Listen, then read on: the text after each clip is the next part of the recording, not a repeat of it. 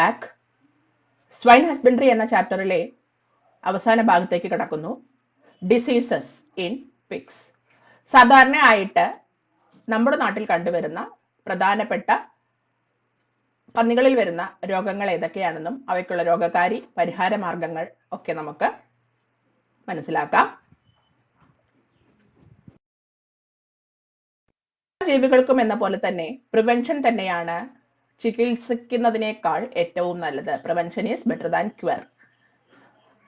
കൃത്യമായിട്ടുള്ള പരിചരണങ്ങളും നല്ല മാനേജ്മെന്റ് പ്രാക്ടീസും നമ്മുടെ കുറച്ച് ശ്രദ്ധയും ഉണ്ടെങ്കിൽ ഒരു പരിധിവരെ രോഗങ്ങൾ നമ്മുടെ വളർത്തുപന്നികളിൽ നിന്നും മാറ്റാവുന്നതേ ഉള്ളൂ.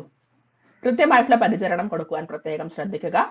കൂടാതെ ചെറിയ ലക്ഷണങ്ങൾ കാണുമ്പോൾ തന്നെ കൃത്യമായുള്ള ഇടപെടൽ നടത്തി അവയെ ആ കൂട്ടത്തിൽ നിന്ന് മാറ്റുന്നത് രോഗം പടരാതിരിക്കാൻ സഹായകമാകും. എല്ലാ അനിമൽസിന്റെ റിയറിംഗ് എന്ന പോലെ തന്നെ നല്ലൊരു സക്സസ്ഫുൾ പിഗ് പ്രൊഡ്യൂസർ ആകുവാൻ വേണ്ടിയിട്ട്, ഹെൽത്തി സ്റ്റോക്ക് മെയിൻറ്റെയിൻ ചെയ്യുവാൻ വേണ്ടിയിട്ട് നിർബന്ധമായും പന്നികളിൽ വരുന്ന രോഗങ്ങളെ പറ്റിയുള്ള ധാരണ നമുക്ക് ഉണ്ടായിരിക്കണം. അവിടെ വർക്ക് ചെയ്യുന്ന തൊഴിലാളികൾക്ക് ആണ് ഏറ്റവും കൂടുതൽ ഇവയെപ്പറ്റി ഒരു ധാരണ ഉണ്ടാകേണ്ടത് എന്നത് ഒരു സത്യം തന്നെയാണ്. എന്നാൽ മാത്രമേ കൃത്യസമയത്തുള്ള ഇടപെടൽ പലപ്പോഴും നടക്കാറുള്ളൂ. പിഗ്സിൽ കാണുന്ന ഏറ്റവും പ്രധാനപ്പെട്ട ഒരു രോഗമാണ് എറിസെഫാലിസ് എന്ന പേരിൽ അറിയപ്പെടുന്ന ഡയമണ്ട് സ്കിൻ ഡിസീസ്. ഡയമണ്ട് ആകൃതിയിൽ ഹൈൻഡ് റീജിയനിൽ പ്രധാനമായിട്ടും ചെറിയ തടുപ്പ് പോലെ അല്ലെങ്കിൽ ചുവന്ന നിറത്തോട് കൂടിയിട്ടുള്ള തൊലിപ്പുറത്ത് കാണുന്ന രോഗമാണ് എറിസെഫാലിസ് അഥവാ ഡയമണ്ട് സ്കിൻ ഡിസീസ്. പേര് സൂചിപ്പിക്കുന്ന പോലെ തന്നെ ഇതൊരു സ്കിൻ ഡിസീസ് ആണ്. നല്ല വെളുത്ത പന്നികളിൽ ഇത്തരത്തിലുള്ള ഒരു രോഗം വന്നിരിക്കുന്ന ഒരു അവസ്ഥ ഒന്ന് ആലോചിച്ച് നോക്കൂ. വളരെ വൃത്തികേടുള്ള, കാണാൻ വളരെ അസഹനീയമായിട്ടുള്ള ഒരു കാഴ്ചയായിരിക്കും ഇത്തരത്തിലുള്ള ഒരു രോഗം വന്നു കഴിഞ്ഞാൽ. എന്തൊക്കെയാണ് അതിന്റെ രോഗകാരി എന്നും ചികിത്സാ മാർഗങ്ങളും എന്ന് നമുക്ക് നോക്കാം. ബാക്ടീരിയൽ രോഗമാണ്. ബാക്ടീരിയയുടെ പേര് നോക്കൂ, എറിസെഫലോത്രിക്സ് റൂസിയോപാത്തിയെ. എറിസെഫലോത്രിക്സ് റൂസിയോപാത്തിയെ. എറിസെഫലോത്രിക്സ് റൂസിയോപാത്തിയെ എന്ന് പറയുന്ന ഒരു ബാക്ടീരിയ മൂലമാണ് ഈ ഒരു രോഗം നമ്മുടെ പന്നികളിൽ വരുന്നത്. പ്രധാനപ്പെട്ട സിംറ്റംസ് എന്ന് പറയുമ്പോൾ ആദ്യം ലക്ഷണമായി കാണിക്കുക പനി, ഭക്ഷണം എടുക്കാതിരിക്കുക, റെഡ് കളർ പാച്ചുകൾ തൊലിപ്പുറത്ത് പ്രധാനമായിട്ടും വെൻട്രൽ സർഫേസിൽ കാണപ്പെടുന്നു, പെട്ടെന്നുള്ള മരണം. ഇതാണ് പ്രധാനപ്പെട്ട സിംറ്റംസ്. പാച്ചസ് ആയിരിക്കും പലപ്പോഴും ആദ്യം നമ്മുടെ ശ്രദ്ധയിൽപ്പെട്ടില്ലെങ്കിലും ചെറുതായി തുടങ്ങുമെങ്കിലും പിന്നീട് പെട്ടെന്ന് വലുതായി നമുക്ക് എളുപ്പത്തിൽ മനസ്സിലാക്കാൻ പറ്റുന്ന ഒരു രോഗം തന്നെയാണ് എറിസെഫാലിസ് അഥവാ ഡയമണ്ട് സ്കിൻ ഡിസീസ് എന്നത്. പ്രിവെൻഷൻ ആൻഡ് കൺട്രോൾ എന്ന് വെച്ച് നോക്കുന്ന സമയത്ത് വാക്സിൻ തന്നെയാണ് മുൻകരുതൽ മാർഗങ്ങൾ. ഏകദേശം 4 മുതൽ 6 മാസം വരെ പ്രതിരോധ ശേഷി നൽകുന്ന വാക്സിൻസ് ആണ് ഉള്ളത്. അതിനുശേഷം നമ്മൾക്ക് ഒന്നുകൂടെ വാക്സിൻ എടുക്കേണ്ടി വരും. അപ്പൊ വർഷത്തിൽ 2 തവണ എന്ന കണക്കിന് വാക്സിൻ എടുക്കേണ്ടി വരുമെന്ന് സാരം. കൃത്യമായിട്ടുള്ള പരിചരണം, നല്ല സാനിറ്റേഷൻ ഒക്കെ ഉണ്ടെങ്കിൽ ഈ ഒരു രോഗം നമുക്കൊരു പരിധിവരെ തടഞ്ഞു നിർത്താവുന്നതേ ഉള്ളൂ. ചെറിയ രോഗലക്ഷണം കാണുമ്പോഴേക്കും ഇത്തരത്തിലുള്ള പന്നികളെ ഉടൻ തന്നെ മാറ്റിപ്പാർപ്പിച്ച് സ്ലോട്ടർ ചെയ്യുകയാണ് പടരാതിരിക്കാനുള്ള ഏക മാർഗം. നല്ല വൃത്തിയും ശുചിത്വവുമുള്ള പിഗ് സ്റ്റൈ ഉണ്ടെങ്കിൽ ഈ അസുഖം വരില്ല എന്ന് ഒന്നുകൂടെ ഓർമ്മിപ്പിക്കട്ടെ. അടുത്ത രോഗമാണ്, കോമൺ ആയിട്ടുള്ള രോഗമാണ് പാസ്റ്റുറല്ലോസിസ് എന്ന് പറയുന്നത്. പിഗ്സിൽ കാണുന്ന പാസ്റ്റുറല്ലോസിസ് പാസ്റ്റുറെല്ല മൾട്ടോസിഡ തന്നെ ആണ് വരുത്തുന്നത്. പാസ്റ്റുറല്ലോസിന്റെ രോഗകാരി ഏതാണെന്ന് നോക്കൂ, പാസ്റ്റുറെല്ല മൾട്ടോസിഡ. സാധാരണഗതിയിൽ മറ്റ് അസുഖങ്ങൾ വന്നു കഴിഞ്ഞ പന്നികളിൽ ഇതിന്റെ കോംപ്ലിക്കേഷൻസ് കുറച്ച് കൂടുതലാണ്. പ്രധാന സിംറ്റം എന്ന് പറയുമ്പോൾ റെസ്പിറേറ്ററി ഡിസ്ട്രസ് തന്നെയാണ്. മൂക്കൊലിപ്പുകൾ പോലുള്ള റെസ്പിറേഷനുള്ള ബുദ്ധിമുട്ടൊക്കെ തന്നെയാണ് പാസ്റ്റുറല്ലോസിസ്. ഏത് പാസ്റ്റുറല്ലോസിസ് എന്ന് പറയുന്ന പോലെ തന്നെ റെസ്പിറേറ്ററി സിസ്റ്റത്തെയാണ് ഇത് പ്രധാനമായിട്ടും ബാധിക്കുന്നത്. കൃത്യമായിട്ടുള്ള ഇടപെടൽ മൂലം നമുക്ക് ഈ രോഗം ഒഴിവാക്കാം. ആണ് സ്വൈൻ ഫീവർ. വളരെ പെട്ടെന്ന് പകരുന്ന ഒരു രോഗം തന്നെയാണ്, കാരണം ഇതൊരു വൈറസ് രോഗമാണ്. ഹോഗ് കോളറ എന്നാണ് ഇതിനെ വിളിക്കുന്നത്. ഇൻഫെക്ഷ്യസ് ഏജന്റ് എന്ന് പറയുന്നത് ഒരു വൈറസ് ആണ്. പെസ്റ്റിവൈറസ് എന്ന ജീനസിൽ വരുന്ന ഗ്രൂപ്പിൽ വരുന്ന വൈറസ് ആണ് സ്വൈൻ ഫീവർ അഥവാ ഹോഗ് കോളറയ്ക്ക് കാരണം. പല രീതിയിൽ നമുക്ക് ഈ ഹോഗ് കോളറ പ്രകടമാകാറുണ്ട്. അക്യൂട്ട് ഫോം ആണെന്നുണ്ടെങ്കിൽ പെട്ടെന്നുള്ള മരണനിരക്ക് വളരെ കൂടുതലായിരിക്കും. കൂടാതെ തൊലിയിൽ കാണുന്ന ചെറിയ ഹെമറേജസ്, പൊട്ടലുകൾ, പിന്നെ ന്യൂറോളജിക്കൽ സിംറ്റംസ്, ബ്രെയിനിനെ എഫക്ട് ചെയ്ത സിംറ്റംസും നമുക്ക് കാണാം. അക്യൂട്ട് ഫോം ആണെങ്കിൽ പെട്ടെന്നുള്ള മരണമായിരിക്കും പലപ്പോഴും നമ്മുടെ ശ്രദ്ധയിൽ പെടുന്നത്. നിങ്ങൾക്ക് ആ ചിത്രത്തിൽ കാണാം, സ്വൈൻ ഫീവർ ഉണ്ടോ എന്നറിയാൻ വേണ്ടിയിട്ട് സ്വാബ് എടുക്കുന്നത്. നമ്മൾ എങ്ങനെയാണോ കൊറോണയ്ക്ക് സ്വാബ് എടുക്കുന്നത് അതുപോലെ തന്നെ സ്വാബ് എടുക്കുന്നതാണ് കാണുന്നത്. വളരെ ശ്രദ്ധാപൂർവം കൈകാര്യം ചെയ്തില്ലെങ്കിൽ ഉയർന്ന മരണനിരക്കിന് കാരണമാകുന്ന ഒരു രോഗം തന്നെയാണ് സ്വൈൻ ഫീവർ എന്നത്. നമ്മൾ പറഞ്ഞു അക്യൂട്ട് ഫോം ആണെങ്കിൽ ഇമ്മീഡിയറ്റ് ഡെത്തും ഒക്കെയാണ് പ്രധാനപ്പെട്ട സിംറ്റം ആയിട്ട് പലപ്പോഴും കാണുക. എന്നാൽ ക്രോണിക് ഫോമും സബ് അക്യൂട്ട് ഫോമും ആകുന്ന സമയത്ത് വയറ്റിളക്കം, ഡയറിയും ഡിസ്ട്രസ്, കഫും ഒക്കെയാണ് പ്രധാനമായിട്ടും കാണുന്നത്. കൂടുതൽ പ്രഗ്നന്റ് ആയിരിക്കുന്ന സമയത്താണ് ആ രോഗം പിടിപെട്ടതെങ്കിൽ പലപ്പോഴും എബോർഷനുള്ള ചാൻസും, കൂടാതെ പ്രസവിക്കുന്ന സമയത്ത് സ്റ്റിൽ ബർത്ത് അഥവാ ചാപിള്ളകളായിരിക്കും പ്രസവിക്കുന്നുണ്ടാവുക, ചത്ത കുഞ്ഞുങ്ങളെ ആയിരിക്കും പ്രസവിക്കുന്നുണ്ടാവുക. കൂടാതെ അമ്മയ്ക്ക് രോഗമുണ്ടായിരുന്ന സമയത്ത് പ്രസവിക്കുന്ന കുഞ്ഞുങ്ങളാണെങ്കിൽ അവ ഒരു കാരിയറായിട്ട് ആക്ട് ചെയ്യാറുണ്ട്. അതുകൊണ്ട് തന്നെ ആ രോഗം ആ പോപ്പുലേഷനിൽ മുഴുവനായിട്ടും കാണപ്പെടാറുണ്ട്.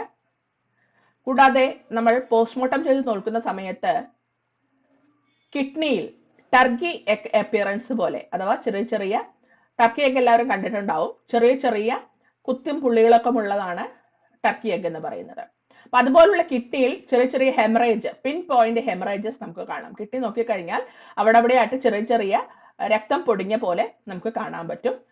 ഇതൊരു ക്ലാസിക്കൽ സ്വൈൻ ഫീവർ ആണ് എന്ന് ഉറപ്പിക്കാനായിട്ടുള്ള പോസ്റ്റ്മോർട്ടം ചെയ്യുന്ന സമയത്ത് നമുക്ക് ഉറപ്പിക്കാം സ്വൈൻ ഫീവർ ആണോ അല്ലോ എന്ന് ഉറപ്പിക്കാനായിട്ട് നമ്മൾ നോക്കുമ്പോൾ കിഡ്നിയിൽ ഇത്തരത്തിലുള്ള പിൻ പോയിന്റ് ഹെമറേജസ് കാണുവാൻ പറ്റുന്നു.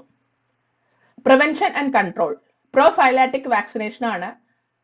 അതായത് രോഗം വരുന്നതിന് മുന്നോടിയായിട്ട് വാക്സിൻ എടുക്കുക തന്നെ വേണം.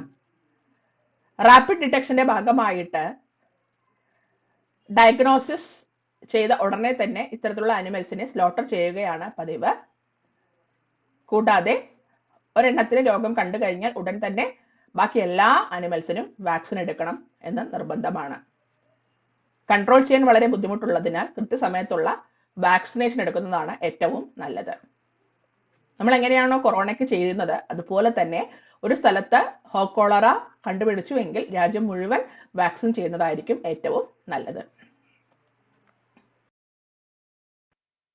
Piglet anaemia.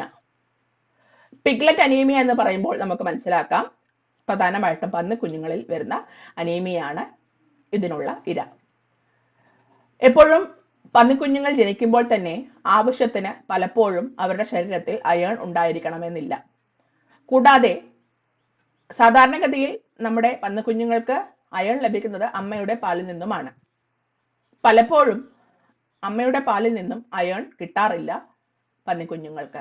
നാച്ചുറൽ കണ്ടീഷനിലാണ് പന്നികൾ വളരുന്നതെങ്കിൽ സ്വാഭാവികമായിട്ടും സോയിലിൽ നിന്നും, മണ്ണിൽ നിന്നും അവയ്ക്ക് ആവശ്യത്തിനുള്ള അയേൺ ലഭിക്കാറുണ്ട്. നാച്ചുറൽ ഹാബിറ്റാറ്റിൽ വളരുന്ന പന്നികൾക്ക്, അതിന്റെ കുഞ്ഞുങ്ങൾക്കും. എന്നാൽ നമ്മുടെ ഫാമിൽ വളർത്തുന്ന പന്നിക്കുഞ്ഞുങ്ങൾക്ക് അത്തരത്തിലൊരു സാഹചര്യം ഒരിക്കലും ലഭിക്കുന്നില്ല. മണ്ണിൽ അവയ്ക്ക് നടക്കാനോ ഇരിക്കാനോ ഒന്നും തന്നെ പറ്റാറില്ല. അമ്മമാർക്കും സ്വാഭാവികമായിട്ടും പറ്റാറില്ല. അത്തരത്തിൽ ഇൻഡോറിൽ വളർത്തുന്ന പന്നികൾക്കും അമ്മമാർക്കും ആ അമ്മയിൽ ജനിക്കുന്ന കുഞ്ഞുങ്ങൾക്കുമാണ് സാധാരണഗതിയിൽ പിഗ്ലെറ്റ് അനീമിയ കൂടുതലായിട്ടും കാണപ്പെടുന്നത്. അയേൺ, രക്തത്തിൽ അയേണിന്റെ അംശം കുറയുമ്പോഴാണ് അനീമിയ ഉണ്ടാകുന്നത് എല്ലാവർക്കും അറിയാമല്ലോ. പ്രധാന സിംറ്റം എന്ന് പറയുന്നത് കുഞ്ഞുങ്ങൾ പെയിൽ കളറിലായിരിക്കും. ചിത്രത്തിൽ കാണുന്ന പോലെ തന്നെ ഒരു വിളർച്ച പോലെ നമുക്ക് കാണപ്പെടാം. ബ്രീത്തിങ് എടുക്കുന്നത് വളരെ കൂടുതൽ സമയം, അതായത് കൂടുതൽ ഇൻടേക്ക് ഓഫ് ബ്രീത്ത് നമുക്ക് കാണാൻ പറ്റും. വളരെ സിവിയർ കേസ് ആണെന്നുണ്ടെങ്കിൽ റാപ്പിഡ് ആയിട്ട് ബ്രീത്തിങ് നമുക്ക് കാണാൻ പറ്റും. കാരണം ആവശ്യത്തിന് അയൺ ഉണ്ടെങ്കിൽ മാത്രമേ ഓക്സിജൻ ട്രാൻസ്പോർട്ട് നടക്കുകയുള്ളൂ. സ്വാഭാവികമായിട്ടും പന്നിക്കുഞ്ഞുങ്ങൾക്ക് ഈ ഒരു രോഗാവസ്ഥ വളരെ ദയനീയമായിട്ടുള്ള ഒരു കാഴ്ച തന്നെയാണ്. അനീമിയ ഉറപ്പാക്കുക എന്നതാണ് ഇതിനുള്ള ഏക ചികിത്സാ മാർഗം. ഇതിന്റെ ഭാഗമായിട്ട് നമ്മൾ സാധാരണഗതിയിൽ അയൺ ഇഞ്ചക്ഷൻ രൂപത്തിലോ ഓറൽ രൂപത്തിലോ പന്നിക്കുഞ്ഞുങ്ങൾക്ക് കൊടുക്കാറുണ്ട്. സാധാരണഗതിയിൽ 2 അല്ലെങ്കിൽ 3-ാമത്തെ ദിവസം നമ്മൾ ഇൻട്രാവീനസ് ആയിട്ട് അയൺ സപ്ലിമെന്റേഷൻ കൊടുക്കാറുണ്ട്. ചിത്രത്തിൽ കാണുന്ന പോലെ തന്നെ അയൺ ഡെക്സ്ട്രാൻ എന്ന് പറയുന്ന കോമ്പിനേഷനുള്ള മരുന്നാണ് നമ്മൾ കൊടുക്കുന്നത് 3 മുതൽ 5 ദിവസം പ്രായമാകുമ്പോഴേക്കും. ഓറലിയും കൊടുക്കാം, പക്ഷേ 2 മുതൽ 3 തവണ എന്ന കണക്കിന് 15 ദിവസം വരെ 7-ാമത്തെ ദിവസം, 10-ാമത്തെ ദിവസം, 15-ാമത്തെ ദിവസം എന്ന കണക്കിന് കൊടുത്തുകൊണ്ടേയിരിക്കണം. അതിനേക്കാളും ഏറ്റവും ബെറ്റർ എന്ന് പറയുന്നത് ഇത്തരത്തിലുള്ള ഇഞ്ചക്ഷൻ രൂപത്തിൽ കൊടുക്കുന്നത് തന്നെയാണ്. ഒരു രോഗമാണ് മേഞ്ച് ഇൻഫെസ്റ്റേഷൻ എന്നത്. മേഞ്ച് എന്ന് പറയുന്നത് ഒരു മൈറ്റ് ആണ്. എല്ലാവർക്കും അറിയാം, ചെറിയ പാറ്റ പോലെ കാണുന്ന ഒരു മൈറ്റ് ആണ് മേഞ്ച് എന്ന് പറയുന്നത്. തൊലിപ്പുറത്താണ് ഈ ഒരു രോഗം പ്രകടമാകുന്നത്. കാണുമ്പോൾ ചുവന്ന് തുടുത്ത് ആകെ മൊത്തം ഇൻഫെക്ഷൻ ആയിട്ടുള്ള, നമ്മൾക്ക് എങ്ങനെയാണോ ചുരുതണം വരുന്നത് അതുപോലെ ശരീരമാസകലം ചൊറിഞ്ഞ് പൊട്ടി കാണുന്ന ഒരു രീതിയാണ് മേഞ്ച് ഇൻഫെസ്റ്റേഷൻ എന്ന് പറയുന്നത്. സാർക്കോപ്റ്റസ് സ്കാബേ വാർസുവിസ് എന്ന് പറയുന്ന ഒരു മൈറ്റ് മൂലമാണ് ഈ ഒരു രോഗം പന്നികളിൽ സാധാരണയായിട്ട് കാണപ്പെടുന്നത്. ട്രാൻസ്മിഷൻ എന്ന് പറയുന്നത് ഈ മൈറ്റിലൂടെയാണ്. ഡയറക്റ്റ് അല്ലെങ്കിൽ ഇൻഡയറക്റ്റ് കോണ്ടാക്ട് വഴിയാണ് സാധാരണഗതിയിൽ ഈ ഒരു രോഗകാരി ശരീരത്തിൽ പ്രവേശിക്കുന്നത്. ആദ്യം തുടങ്ങുന്നത് തലയിൽ ഉള്ള ഇൻഫെക്ഷൻ കൊണ്ടായിരിക്കാം. പ്രത്യേകിച്ചും ചെവിയുടെ ഉൾവശത്തിൽ ആയിരിക്കും ആദ്യം. ചെവി ഇങ്ങനെ ചൊറിയുന്നത് നമുക്ക് കാണാൻ പറ്റും. ദെൻ ശരീരത്തിൽ ആസകലം സ്പ്രെഡ് ചെയ്യുകയും വാലിലും കാലിലും ഒക്കെ വരികയും ശരീരമാസകലം ചൊറിഞ്ഞ് തൊടുത്ത് നമുക്ക് കാണാം. അസഹനീയമായ ചൊറിച്ചിൽ തന്നെയാണ് ഇതിന്റെ പ്രധാന സിംറ്റം. ഇതിന്റെ ഭാഗമായിട്ട് പന്നികൾക്ക് സ്വയം ചൊറിയാൻ കഴിയാത്തതിനാൽ ചുമരിലൊക്കെ പോയി ഉരസുന്നത് നമുക്ക് കാണാം. അതിന്റെ ഭാഗമായിട്ട് ശരീരമാസകലം പൊട്ടൽ വരികയും തുടർന്ന് അതിൽ ഉണങ്ങുന്ന സമയത്ത് മുകളിൽ പൊറ്റ പോലെ വരികയും ഒക്കെ ചെയ്യും. ആ കാണാൻ നല്ല വൃത്തികേടായിരിക്കും എന്ന് സാരം. കൃത്യമായിട്ടുള്ള പരിചരണത്തിലൂടെ നമുക്ക് മാറ്റിയെടുക്കാം. എന്നാൽ സിവിയർ ആയിട്ടുള്ള ഇൻഫെസ്റ്റേഷൻ ഉണ്ടായിക്കഴിഞ്ഞാൽ ഡെയിലി വെയിറ്റ് ഗെയിനെയും ഫീഡ് കൺവേർഷനെയും പലപ്പോഴും ബാധിക്കാറുണ്ട്. വളർച്ചയെത്തില്ല എന്ന് സാരം. ആയതിനാൽ കൃത്യമായിട്ടുള്ള പരിചരണം നമ്മൾ നിർബന്ധമായും കൊടുക്കണം. അത്രയുമാണ് പന്നികളിൽ കാണുന്ന പ്രധാനപ്പെട്ട രോഗങ്ങൾ. എല്ലാവർക്കും മനസ്സിലായിട്ടുണ്ടാകുമെന്ന് വിശ്വസിക്കുന്നു. വീണ്ടും കാണാം. Thank you. ഇതോടുകൂടി ഫസ്റ്റ് ഇയറിലെ എല്ലാ ചാപ്റ്റേഴ്സും കംപ്ലീറ്റ് ആയിരിക്കുന്നു.